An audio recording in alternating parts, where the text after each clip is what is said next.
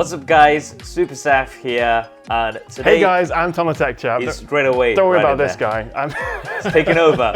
We're going to be talking about the M1 Max 16-inch MacBook Pro. That's what we're both using, right? We have been using for the past month or so. We did a collaboration similar to this on Tom's channel around 2 years ago. Yeah, before the pandemic, that's right. And that was the 2019 16-inch MacBook Pro. Yes. So we are now in Laguna Beach, and we thought, let's kind of have a follow-up on that, share our experience with the 16-inch MacBook Pro. Tom's actually done a review of that. It gets quite technical. Generally, I just want to talk more about the experience and what we've liked about the 16-inch MacBook Pro, the M1 Max, what we don't like about it, what can be improved. Yeah, let's have a bit of a chat. This video is sponsored by NordVPN. Use the link in the description for a special offer. The first thing I want to say is, I really do like the 16-inch We both M1 do. MacBook Pro. So we're at a tech conference here, and there's one laptop that we see everybody using. Fisher,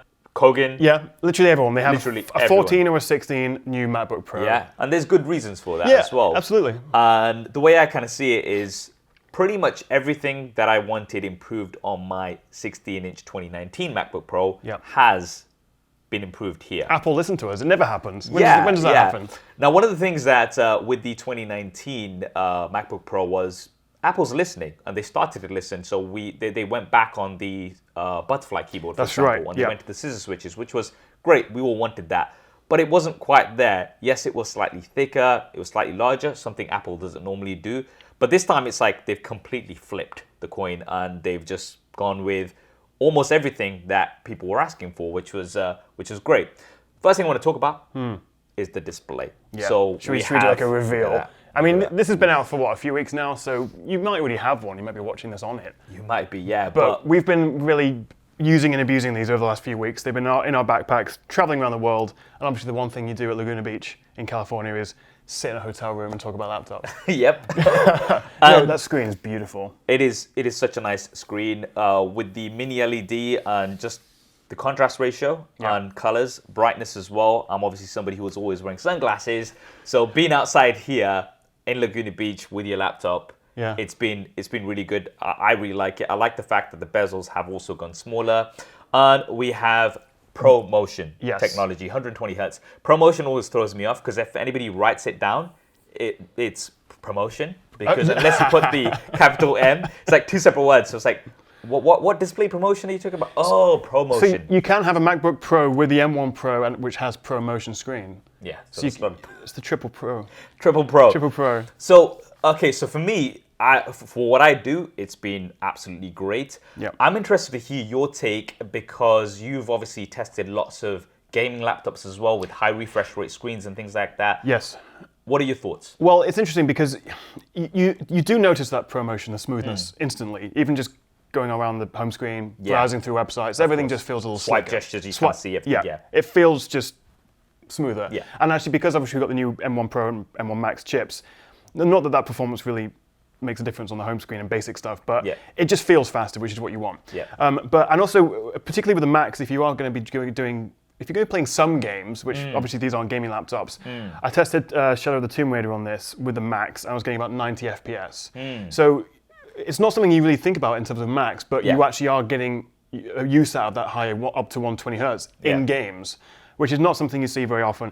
And actually, the best way you can game on this, for my money, is cloud gaming. So like GeForce Now or Xbox Cloud Gaming. And GeForce Now is actually having an update that will support high refresh 1440p. Yes. Which is perfect for this, assuming you have a good internet connection. Yeah.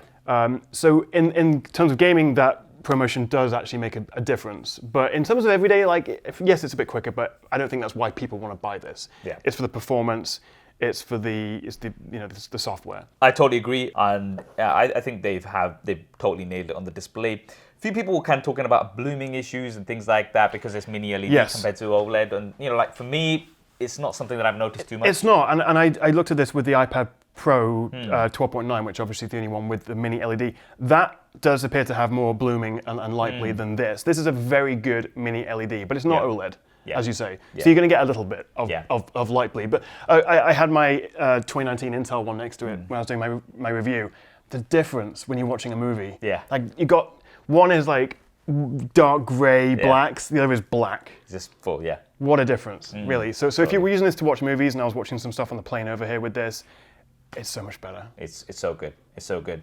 And speaking of watching movies and things like that, we obviously have smaller bezels, but we also have the notch. Now this has been somewhat controversial. Some people like absolutely hate it.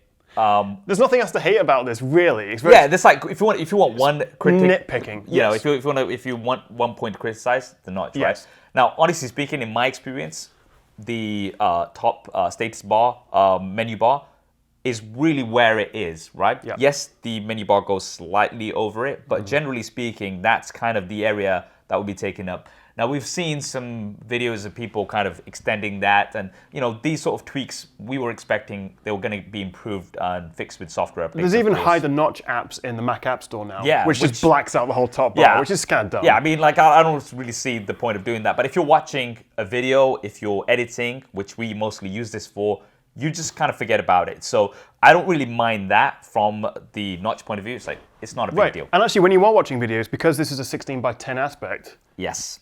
you're not going to see it. You're going to have a black bar top and bottom anyway. So it's kind of hidden. It's not a problem. Now, one of the things that I do agree with is that it would have been nice to have had Face ID. Yeah, I know. And with a notch like that, it's With begging. that size. Yeah. Yeah, that size. I mean, That size. obviously we're getting the 1080p FaceTime camera. It's probably the outside of the Microsoft Surface laptops. It's probably the best webcam. Yeah. It might even well be with Now, on the webcam, I just have to say, look, they didn't really have much of a base because it was so bad previously. It was terrible, 720p, and that's one of the things that I used to avoid taking video calls on my 2019 MacBook Pro because it was just so bad, and I would go onto my iPad, for instance, just because it's got a better front-facing camera. Yeah, and of course your iPhone is still going to be better as well, and because they're limited by the size of the screen, what they can put in here. But with the ISP and the M1 chip, and obviously the high resolution, it does make a big difference. Would you have liked center stage? Yeah. That would have been nice, I think, because it's something that I kind of got used to because I started taking a lot more video calls on my iPad Pro, so this is where it kind of follows you around. So if I'm kind of swinging from left to right on my chair... I don't want to know about that. That's a different video. That's for the video after this. But if I'm kind of like, you know, just on my chair and I'm kind of going from side to side, I like that it kind of keeps me in frame. Yeah. So that's something that I would have liked on here. But nevertheless, it's about time. They're going to hold some stuff back for next time. Yeah. And I think, okay, so here's my theory about Face ID, right? Touch ID is fine, don't get me wrong. Yeah. I like Touch ID, works great. But opening the laptop up and just having it unlocked, that's the most ideal with Face ID. My theory is that the reason why the notch is that big, obviously we've got the ambient light sensor, etc. But my theory, again, this is nothing confirmed, is that Apple wanted to put Face ID in there. Maybe they couldn't do it in time, engineering or whatever reasons. Happen. Or they might be like, you know what, hold on, we'll just save this for next time. Right? So then you've got a good improvement because I think more likely than not, the next one will. Before we continue, a quick break to thank our sponsor for this video, NordVPN. So I've started traveling again and happened to be in the US while the T20 Cricket World Cup final was on. Of course, I didn't want to miss it, but I couldn't stream it directly because I was outside of the UK. Now this wasn't an issue thanks to NordVPN. I just opened the app, changed my location to the UK, and was able to watch just like I was at home. That's because with NordVPN, you can connect to the internet via a remote private server on any of your devices, making your data secure and allowing you to access content and apps from other countries. There's also a Black Friday deal on right now. Just go to nordvpn.com/SuperSaf to get a 2-year plan plus 1 additional month free with a huge discount. You can also get 2 years of cybersecurity for only $3.16 per month. Now, one of the things I want to talk about while we're talking about Touch ID is the keyboard. So we have scissor switches. I really like that it's kind of got the black. It's black on black. Yeah, black on black. I like it too. It's quite striking, particularly when you've got the silver model. Yeah, definitely. And the trackpad and the keyboard combination, absolutely great. Sublime, beautiful. Yeah. So initially, when I was speaking to you, you didn't like the touch bar, but it kind of grew on you. It's like Stockholm syndrome. Like you're forced to get used to it, and now it's gone. I'm like, oh, I missed it. So the thing is, for me, touch bar, it wasn't something that I necessarily minded. I did like some of the shortcut keys on there. Yeah. So, for instance, if I'm on a call, a Zoom call, for example, you'd have a big end button there, or right? if you're screen recording and you've got quick and time. you've just exactly. Yeah. So, so those were some of the shortcuts, but I think the general consensus was that it's not necessary, and having full-size F keys as well, So not nice. those sort of slimmer ones. It's so good. How many times did you have to lean over and then that one, like there, that, and then you've got greasy fingerprint marks over it, and Totally. you couldn't use it outside. Oh yeah. It was struggle because it was the secondary display. My opinion has always been, if you're going to have a secondary display, it needs to be something like the ZenBook Duo, Yes. where it's actually usable. So again, Apple listened, got rid of it, which is really good. Now, while we're on the topic of the keyboard, one of the things I wanted to talk about was the build and design. Now, in our previous video, one of the things we said was, okay, you've got the silver and you've got the space gray, right? Matte black would have been really nice. But one day, we say this every no. But here's the thing: I'm actually conflicted on that, because looking at the keyboard and now that it's fully black, I noticed so many more smudges and fingerprints on it. Oh my goodness, you're right. So I was just thinking, really quickly as well. If this was the case across the whole build, I would have I know. You know what? You would have had to keep wiping it down. And that's the problem with something like the Dell XPS series, which I'm a big fan of. But the carbon fiber, you just got smudges. Gets smudges all over. Now, if it's also on the outside, so and Razer laptops, obviously, Razer laptops are basically the aluminium, the matte black that you'd want. Yeah. And they get filthy. They get filthy. So then I think Apple, that's why they don't go for something completely matte black. They go for space gray. Yes. So, I mean, we've got the silver versions here, review units, but yeah, I think the space gray personally for me is more of the choice. Yep. But I get why it's not matte black. So, I'm gonna go ahead and say that. I know some people are gonna be disappointed with me, but I think there's a good reason. Now, the thing with the build and design is that it is considerably thicker and heavier. It is, and you do notice it. It is noticeable. It's a chunky monkey, it is. Yeah, and now this is again Apple going back on what they normally do, because normally, thinner, lighter, but this time they've gone quite a bit thicker and quite a bit heavier. But it is still, I was doing my little bit of research, which I do for my videos, and it is still 300 grams lighter than the XPS 17. There you go. So it is still lighter than the comparatively than the competition, but it is heavy, and you do notice it in your backpack. Yeah. And I think the 14 feels equally dense. It is, I think, 1.6 kilograms, something like that. So it's 500 grams lighter. It is considerably lighter. I've just trapped my finger in the thing. Okay, so that's one of the feedback of the design is if you open it like Tom does, then you might just trap my finger in the screen. Yeah, Apple. Yeah. I would not recommend 2 out of 5. That's the end of the video. But I mean, the fact that it is thicker gives us a few things, and those are the ports, right? Okay. Yes. Now this is something that we complained about, everyone all did. day, right? Yeah. It was like, if it's a pro machine, pretty much every single pro I know uses an SD card, right? Yeah. And the thing is, Apple took it away, but they now brought it back. My point is there's a lot of Surface laptops that don't have an SD card slot. There's a lot of other sort of ASUS laptops which have a micro SD card slot, which, okay, I'd rather have a micro SD card slot than no slot, but realistically speaking, if it's a pro machine, you need a full-size SD card slot. The fact that I've not had to think about bringing a dongle here to Laguna Beach. It is UFS 2. UFS 2. So it is a fast SD card reader. Yeah. But you're right. There's still no USB-A, so I still have an adapter just for that. But you're right. You can get away without having one. How many times have people not been able to work because they've forgot a USB-C adapter? We've still got 3 USB Type-C. Thunderbolt 4 as well. Yeah, Thunderbolt 4. So, one of the things I really like is if I am charging the laptop and I'm on a plane where the power socket's on this side, I don't have to kind of drag things over. I can just plug it in if I need to. But then we've also got MagSafe, right? Yes. Okay, what are your thoughts on MagSafe? I think it's great. The reason they've done this, I was looking into it, is because USB-C power delivery charging caps out at about, I think it's 90 or 100 watts. Yeah. So the only way you'll get fast charging with a 16 is, which we have now on both laptops, which is great. Yeah. For the first time, is through MagSafe, because you just the limits of USB-C do not allow that level of wattage. So functionally, it makes sense. It's not like a do you want it, do you not. Also, I just love the process of it. It's so nice. It snaps on, and it's also a braided cable, which is really cool. Really high quality. And if something breaks along the line, you can still the brick is separate. You can unplug the brick, so you can always replace the cable. Totally. And the fact that you do have the option of so while I'm here, I just wanted to bring USB-C. So the only additional cable I've had to bring is my Lightning cable because for your iPhone. to charge my iPhone. I know. But for everything else, I've just got the one cable. And yes, it doesn't charge as fast as it would, but you know what? It's fine. I like having USB Type-C. Now, the HDMI port, I've never used it. I haven't either. It's also the 1 month that I've had it, I've never used it. It's HDMI 2.0, not 2.1, which is still fine. You'll get 4K 60 and HDR, which is what most people would want to output to an external monitor.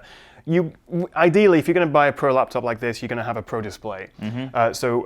With Thunderbolt. Yeah. And that's how you'll connect it, and which will also charge this. Not as fast, but it will keep it topped up, which I've been using. M1 Max. So we've both had the M1 Max. Have you also tried the M1 Pro? Yes, I've got the 16 M1 Pro and the M1 Max. I'm very interested to hear that. Okay, in terms of my usage performance has been sweet, like absolutely fine. Yeah. I still use Adobe Premiere Pro. Final Cut, I'll use for like quick social videos, but being a user, because I have to switch between PC and Mac. Yes. A lot of the times if I'm reviewing a laptop or if I'm on my home gaming setup, I have to use Premiere Pro. I'm very much into the ecosystem. I also use a lot of After Effects, right? Yep. So if you want peak performance, Final Cut is where you're going to get the absolute peak performance because of the optimization with the ProRes. Yep. And it's so smooth on Final Cut. Like, you will have no issues whatsoever, which was kind of expected. But for me, it was like, okay, how well does this do with Premiere Pro? And in my experience, it's been really, really good. Fantastic. I can have 4K footage from my Sony a7S III playing on the timeline. Very few drop frames in preview. So that's something I really like.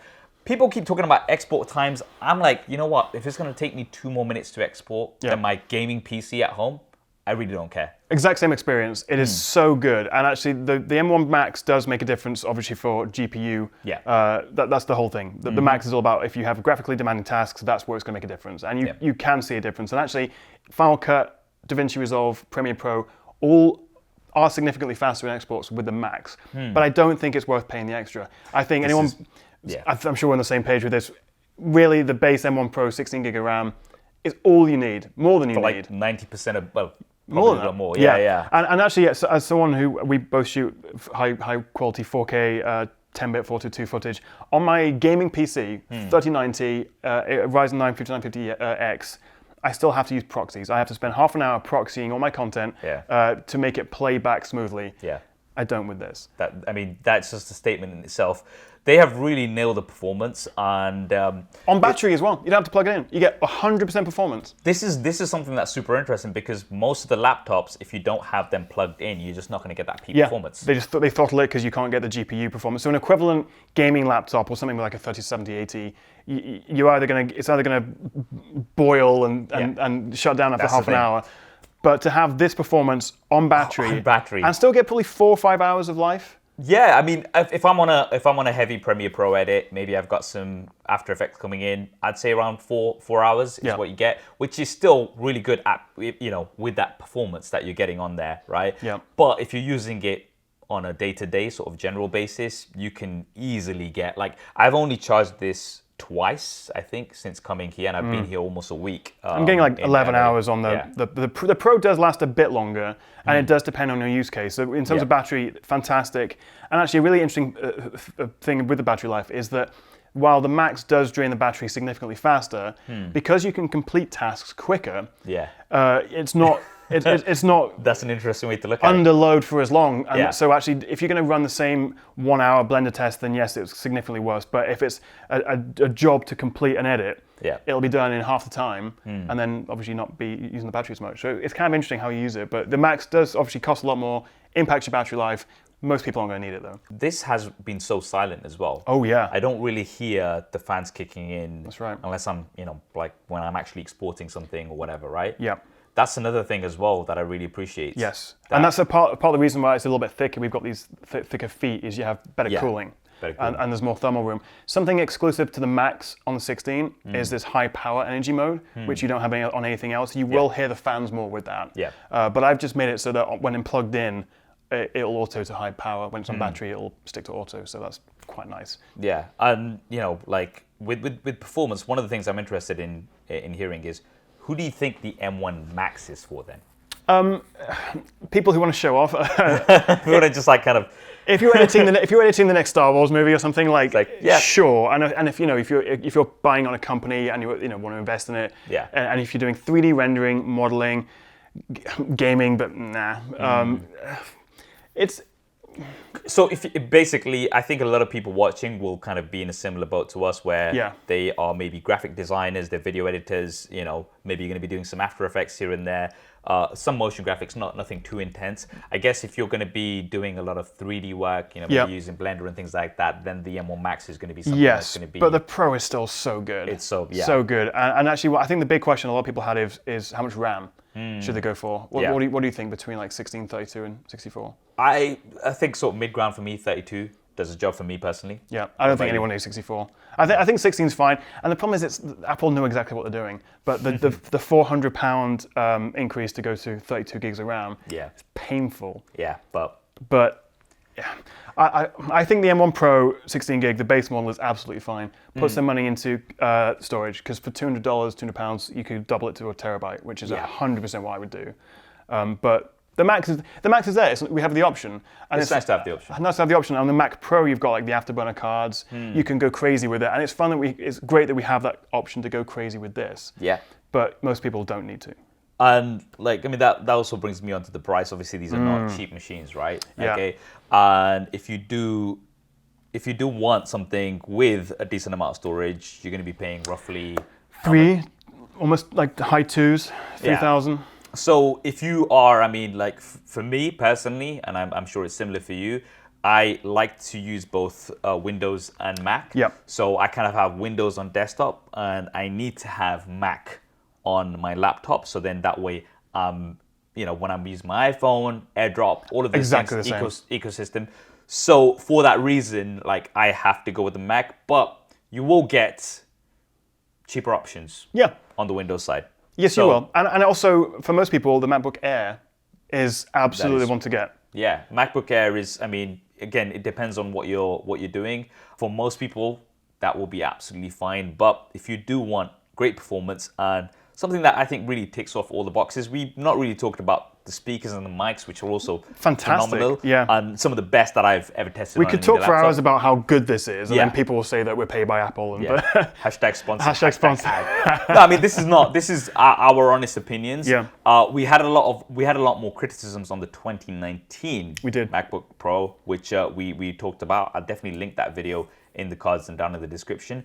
But generally speaking, overall, very happy with the direction that Apple's taking now as well. Yeah, just sensible, less gimmicky, and just functional on what pros want. But how would you improve this for next time? What would you like to see next? So one of the things is, I'm kind of contemplating on whether I should have gone with the 14-inch. That's the first thing that I'm kind of thinking, because this is bigger and heavier.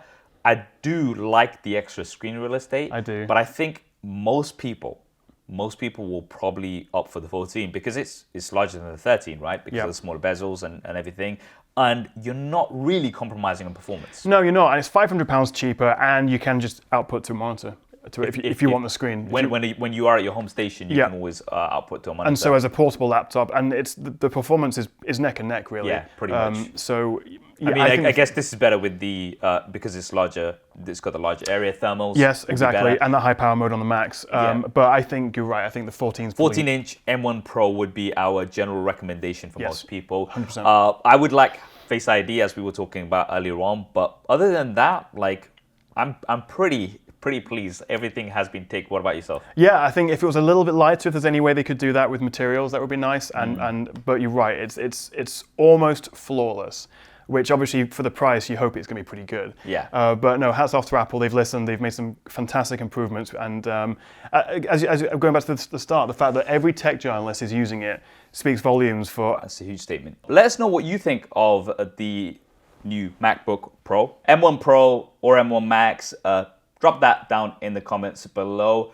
Shout out to Tom for collaborating on this video. We're actually doing another video on his channel, the iPhone 13 Pro Max versus the Google Pixel 6 Pro.